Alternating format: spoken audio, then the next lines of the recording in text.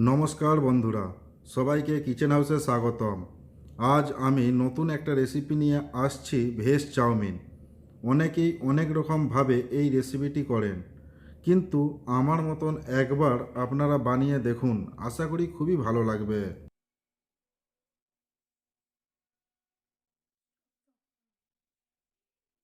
আমি এখানে নিয়ে নিয়েছি গাজর, বাঁধাকপি, বিনস, আলু, বিট, ফুলকপি, ক্যাপসিকাম, পেঁয়াজ, আদা, রসুন, কাঁচা লঙ্কা সব কিছু ছোটো ছোটো করে কেটে নিয়েছি।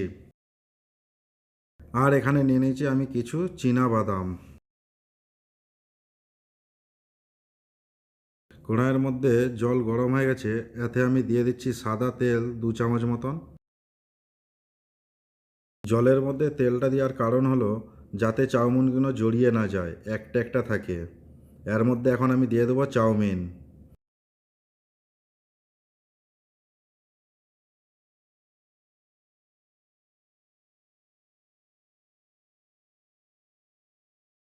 চাউমিনটা আমি 80% সিদ্ধ করে নেব। চাউমিনটি 80% সিদ্ধ হয়ে গেলে আমি জল থেকে ছেঁকে চাউমিনটা রেখে দেবো, যাতে চাউমিনের মধ্যে কোনো রকমের জল না থাকে। এবারে তেলের মধ্যে তুলে দেবো আদা রসুনটা, 2 মিনিট মতন ভেজে নেব।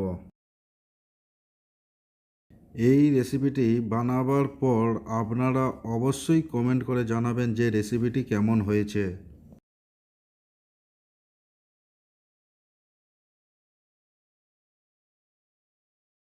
এবারে দিয়ে দেবো ফুলকপি আর বিট।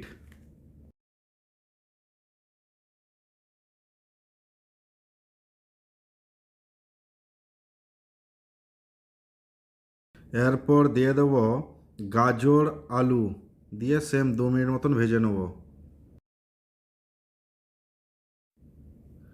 সবজিগুলো আমি 80% to 90% ভাজবো, তার বেশি ভাজবো না।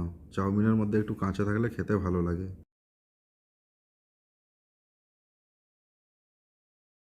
এরপর দিয়ে দেবো বিনস, ক্যাপসিকাম, পেঁয়াজ দিয়ে কিছুক্ষণ নেড়ে নেব।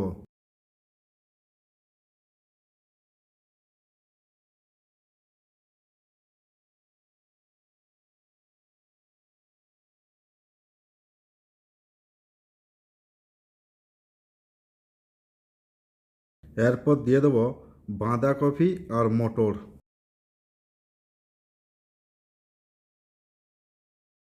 আমার এই ভিডিওটি কে কোথা থেকে দেখছেন অবশ্যই কমেন্ট করে জানাবেন।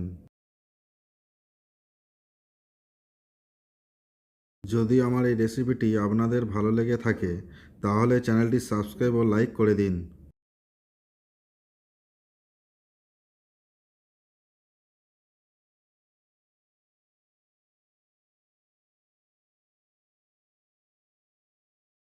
এর মধ্যে আমি দিয়ে দেবো কাঁচা লঙ্কা আর পরিমাণ মতন লবণ। তবে কাঁচা লঙ্কাটা আপনারা আপনাদের ঝাল মতন দেবেন।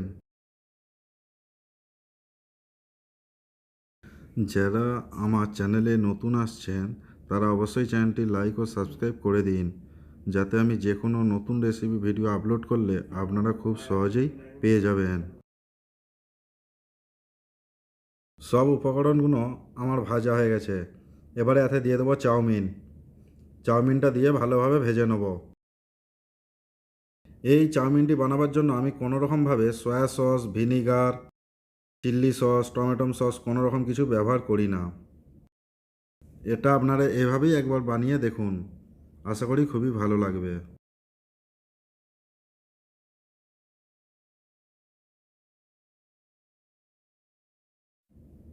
চাউমিন হয়ে গেছে, এবারে নামিয়ে নেব। নমস্কার বন্ধুরা, আজ এ পর্যন্ত। আবার আমি ফিরে আসব আপনাদের কাছে নতুন রেসিপি নিয়ে। ধন্যবাদ আপনাদের সবাইকে কিচেন হাউসের পক্ষ থেকে।